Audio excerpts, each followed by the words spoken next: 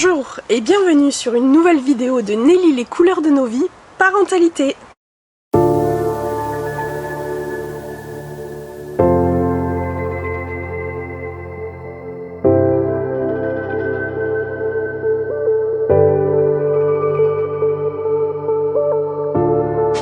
Chose promis, chose due, je vous avais promis une vidéo où mon mari viendrait ici avec moi vous expliquer ce que c'est que de vivre avec une femme autiste Asperger ou sans déficience intellectuelle et des enfants qui ont le même trouble. Alors, il va répondre à toutes les questions que vous avez posées sur Instagram et peut-être à quelques questions que moi aussi je vais lui poser, ainsi vous pourrez savoir ce que c'est et comment on peut bien vivre, avoir un couple qui tient la route et être des parents épanouis. Alors voici avec mon mari, Pierre-Henri. On avait des comportements qui étaient différents, des adaptations au monde extérieur qui étaient différentes et on parlait pas d'autisme, mais on voyait bien qu'il fallait s'adapter de façon différente à chaque situation. Ok.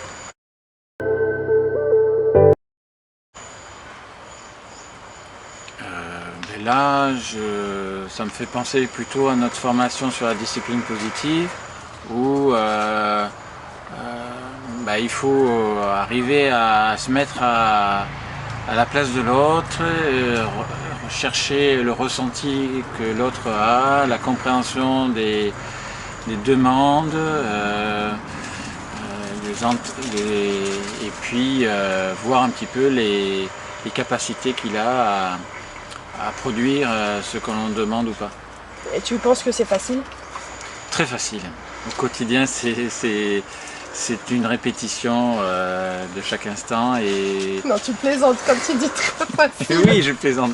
D'accord, vous l'aurez compris.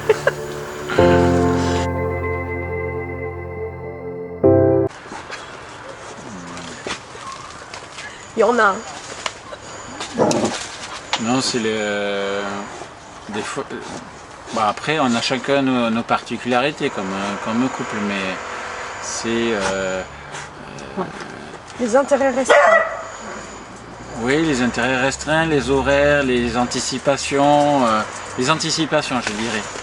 Et là, ça met en difficulté parce que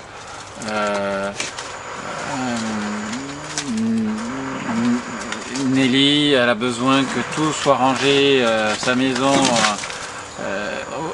à quatre épingles pour partir en vacances, alors qu'on on part de la maison, c'est pas la peine de nettoyer la maison nickel alors qu'on part, quoi. Voilà, des choses, voilà. Mais pour elle, pour pouvoir revenir, il faut pouvoir bien partir.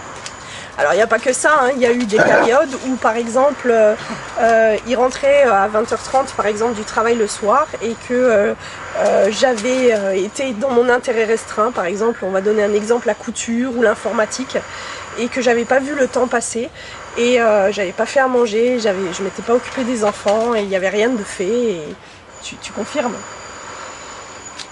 Oui, mais c'est anticiper les repas, anticiper les courses. Voilà. On n'a jamais rien manqué à la maison, mais des fois, il faut se débrouiller en urgence. On compense en étant hyperactif moi-même, on va dire. Donc, du coup... il vient d'avouer qu'il est TDAH quand même. On fait ce qu'il y a à faire et puis non, il faut se respecter l'autre.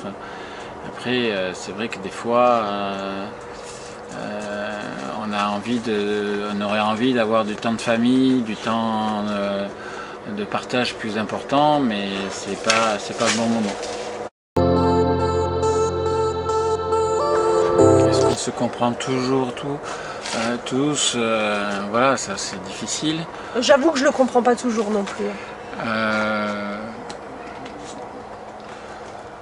Non, mais c'est vrai qu'il y a des...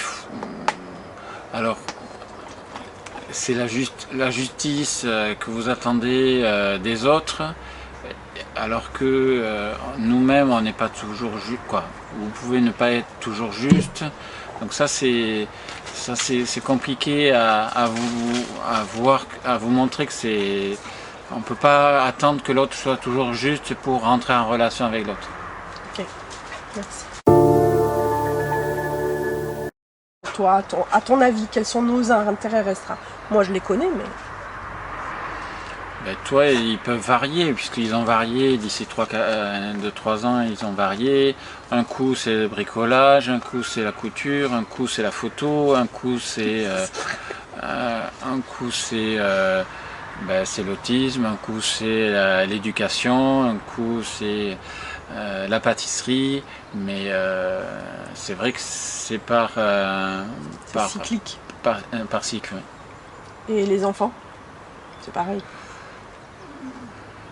Oui, ben, les enfants, ça va être la lecture, un coup ça va être les mangas, un coup ça va être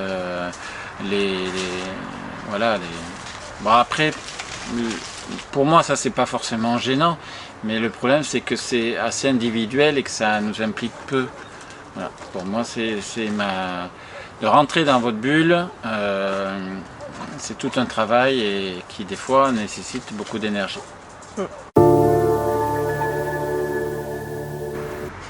Après, on a des différents modes de fonctionnement, mais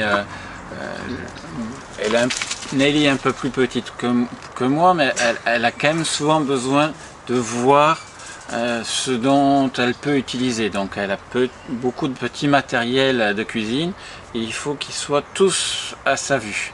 Parce qu'il y a des placards, mais ils sont pas. Une fois que les matériels sont dans le placard, ben ça va pas. Il faut qu'elle puisse voir ce dont elle peut se servir.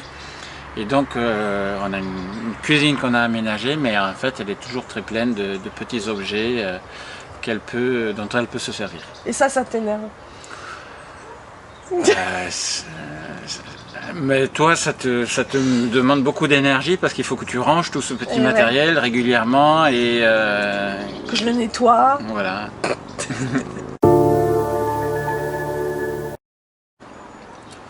Alors, je pense que je ne suis pas un exemple particulier de décompression, mais ça peut être par le sport, ça peut être par la balade, par la méditation. Voilà. La méditation, les réflexions. Voilà, je ne suis pas un grand lecteur, mais c'est vrai que de s'asseoir à côté de vous, ça peut être une bonne solution. Ça te fait décompresser. Voilà.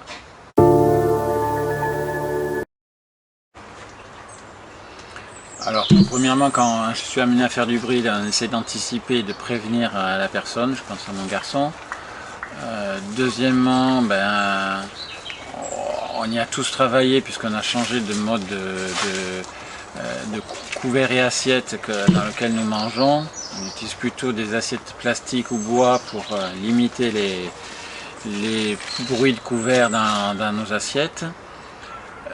Et puis si de temps en temps on utilise des vraies assiettes, maintenant on est plus dans le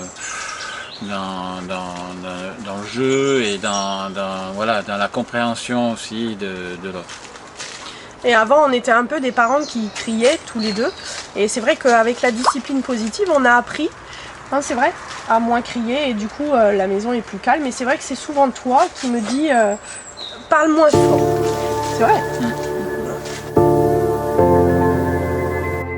Finalement, chérie, est-ce que c'est compliqué pour toi de vivre avec des autistes? Comment tu t'es adaptée? Est-ce que le diagnostic, toi, t'a aidé pour pouvoir nous aider et vivre mieux dans la maison? Et qu'est-ce que tu as envie de dire pour encourager les parents et les couples, en fait, finalement? Non, on a la chance de pouvoir dire qu'on est heureux d'être ensemble, quelles que soient nos particularités. Que le diagnostic ait été donné, oui, ça a été un plus parce que ça nous a permis d'anticiper, d'aller plus vers un travail d'anticipation des problèmes relationnels et pour communiquer. Et de laisser tomber ou en tout cas de prendre de la distance sur des attentes que c'était pas bon de maintenir. Et aujourd'hui, on peut dire que, alors, on a eu des moments difficiles, hein, c'est aussi pour ça qu'on veut faire cette vidéo. On sait qu'il y a beaucoup de couples qui ont des moments difficiles, des parents qui sont en difficulté. On les a vécus, hein, ces moments difficiles. On est passé par la discipline positive pour changer d'éducation et pour vraiment amener nos enfants à quelque chose de plus serein, plus bienveillant. Et finalement, on y a réussi, on s'est accroché. Ça, c'est nos enfants qui doivent le dire, hein, mais en tout cas, voilà, je pense qu'on a avancé. En tout cas, si vous avez d'autres questions, n'hésitez pas à me les laisser en privé. On n'hésitera pas à y répondre. Et je te remercie, chérie, d'avoir participé vraiment à cette vidéo, parce que je crois que beaucoup de papas vont se retrouver et ça peut être un encouragement aussi pour beaucoup de couples. On le souhaite. On vous dit au revoir.